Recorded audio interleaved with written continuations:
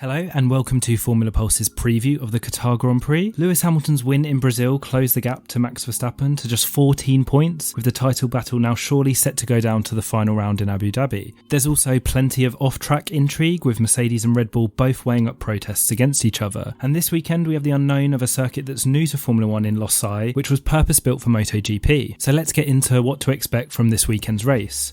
I'll be honest, I don't think that Qatar is going to be the best circuit for close racing, but it does present the teams with some interesting challenges. George Russell has likened it to Mugello, calling it very fast and flowing, and it does share some similarities with the Italian circuit. There's one long straight while the rest is a mix of fast and flowing mid to high speed corners. There's only one truly low speed turn by the looks of it, which is the hairpin at turn 6, and I imagine that the S's of 8 and 9 and the sequence of corners from turn 12 to turn 14 are going to be pretty fun to drive in this generation of Formula 1 car. This is going to present the teams with a challenge in terms of how much downforce to run, whilst managing tyre wear will also be key. Pirelli expect tyre wear to be high and the surface to be abrasive, which is why they are bringing the hardest possible compounds. High tyre wear means that the undercut is likely to be incredibly powerful here, and considering that it's likely to be very difficult to overtake, strategy might be the best way to make moves in the race. There's only one DRS zone, which is down the main straight, and that will present the main overtaking opportunity. There could also be a chance for action into turn 4, but only if the cars are able to follow closely through turns 2 and 3. Temperatures are also likely to present a challenge. Practice 1 and Practice 3 take place during the daytime heat, while Practice 2, qualifying and the Grand Prix will happen in the cooler evening. This means that getting the balance and setup right in Practice 2 is going to be extremely important.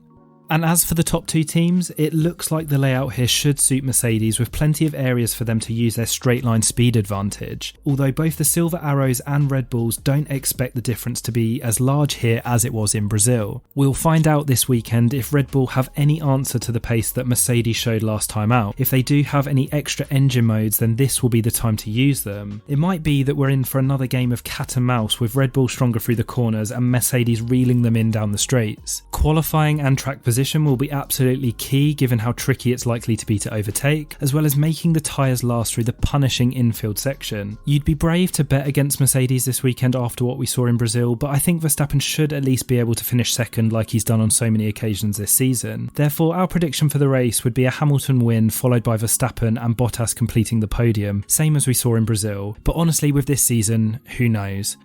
And in terms of the drivers and constructor standings, this is the state of play heading into this weekend's Grand Prix. A win for Verstappen here would leave him needing only 2 second places in Saudi Arabia and Abu Dhabi to win the championship, while if Hamilton wins the race in Qatar, he would potentially be in a position to draw level on points with Verstappen after Jeddah. And in fact, if Hamilton wins both of the next 2 races, we could realistically see a situation where the two go into the final race in Abu Dhabi completely level on points. Following his 3rd place in Brazil, Bottas is now 25 points ahead of Sergio Perez in the fight for 3rd place in the championship. Charles Leclerc could be set to overtake Lando Norris in the battle for best of the rest this weekend, having chipped away at the McLaren man's lead in recent races. In the Constructors' Championship, Mercedes lead the way by 11 points, and if they are as strong as they were in Brazil, it's hard to see that lead changing hands here. Ferrari have pulled well clear of McLaren in the fight for 3rd, having scored over double the points that McLaren have since they introduced that new power unit in Russia. Alpine and AlphaTauri are still level in the fight for 5th, and Alfa Romeo are running out of time to try and overhaul Williams, who have been a little off the pace in recent races. I think whether the racing is good or not, Qatar is certain to play host to a critical round in the championship battle. Mercedes could very well confirm their advantage from Brazil and set us up for a grandstand finish in the last 2 races. Or, as we've seen many times this season, the pendulum could swing back the other way in favour of Red Bull and Verstappen. Don't forget, it was just 2 races ago in Mexico that Verstappen won a clear victory ahead of Hamilton. And off of the track, it's all heating up as well. There's sure to be more talk about flexible rear wings, engines, as well as that incident from Interlagos which Mercedes are now trying to challenge.